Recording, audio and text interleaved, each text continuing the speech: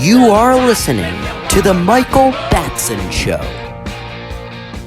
But the two running backs, right? Corum, Edwards. Corum is supposed to be, if healthy, that's a question, I think without dispute, the best running back in college football. And then Edwards is, somewhere near 8, 9, 10, probably second, third in the Big Ten, best running back. We haven't seen as much of him without, taking into account the 2-3 big runs versus Ohio State. If they're both healthy, if they're both together, what are these two capable of doing? Yeah, I think that's the key. Just how you phrase that question, those two. Because I want to see those guys on the field together. I want to see Blake Corum in the backfield along with J.J. McCarthy and Donovan Edwards. I want to see Donovan Edwards playing in the slot a little bit more.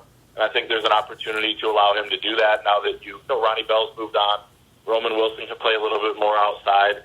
You have kind of a spot that's open there at the slot receiver position. I like some of the options, but Donovan would be starting there if that was his position by trade. It just turns out he's also a really good running back. So I want to see both of them together, but, there is a lot of talk about Donovan Edwards, but sometimes we do forget, just how good Blake Corum was as well. Yeah. I mean, it's going to be hard not to give him the ball 20, 25 times a game, and I think that would probably be the right move. If I'm sitting here right now, we'll have to see how it plays out, but I mean, he's just so good in every situation, whether that's short yardage or just a regular, any typical run or pass protection. I mean, he's so reliable out there. I was talking to somebody close to the program before one of the games this year on the field, and they said that Blake Corum is hands down the most trustworthy player on the team. He never misses a class. He never misses a meeting. He's never late to a workout. He never misses practice. And that's the type of guy you want as kind of the leader of your offense. So I think Blake Corum could have another Heisman type of season if he stays healthy. And then Donovan Edwards can be right there as well. And funny enough, Edwards might even be the better pro prospect. But I think this is going to be Blake's backfield, and Donovan's going to have a huge role as well. And it's up to the coaching staff, and it's probably a fun challenge as they brainstorm this offseason to figure out how to use those guys together, because I think that's going to be key to their success. And people forget about, how good Blake Corum is. I said it right. But just to take into account, if Blake Corum had one of the two runs that Donovan Edwards had in the Ohio State game, take into account that he would have probably won the Heisman, right? And if he stacked on one or two more touchdowns versus Illinois, and that wasn't a close game, he probably would have won the Heisman. So people forget how great he is. I think even Hutchinson could have won it 2 years ago with maybe a pick or one more sack versus Ohio State, a big play Heisman moment like that.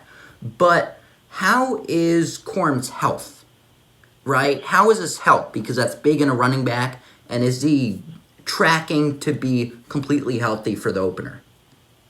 It's a great question, and I totally agree with you on both of those. If Aiden gets that pick when he almost had that interception against Ohio State, he may have won that thing. And same with Blake if those were his runs against Ohio State. So you summed it up perfectly there. But I think his health is tracking really well. I mean, based on what Jim Harbaugh said during spring ball, he should be full go by June. I mean, that's in less than a month now. He's said throughout the process that he feels really good. Just my only concern with Blake Corum recovering is that dude loves to hit the weights. And he said during spring practice that he gained, I think it was 10 or 12 pounds of muscle. Yeah. I would maybe like him to get down a little bit more because you can't just keep adding weight at that size. But I think he'll be fine, and I trust that Ben Herbert, that whole staff, will get him right. I think he's probably just passing the time a little bit on the bench.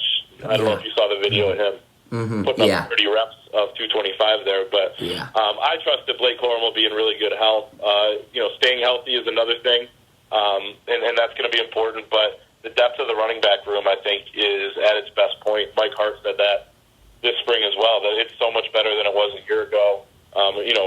Khalil Mullings is staying there at running back, but it's not like if somebody goes down, you're going to have to transition a guy from defense just before the Ohio State game again. I think they're in a really good spot there. And Donovan should take another step as well. So you're looking at, as long as they all stay healthy, and I think Blake will start from 100%, then, they should be the best running back room in the country and potentially one of the top, run offenses in the nation again.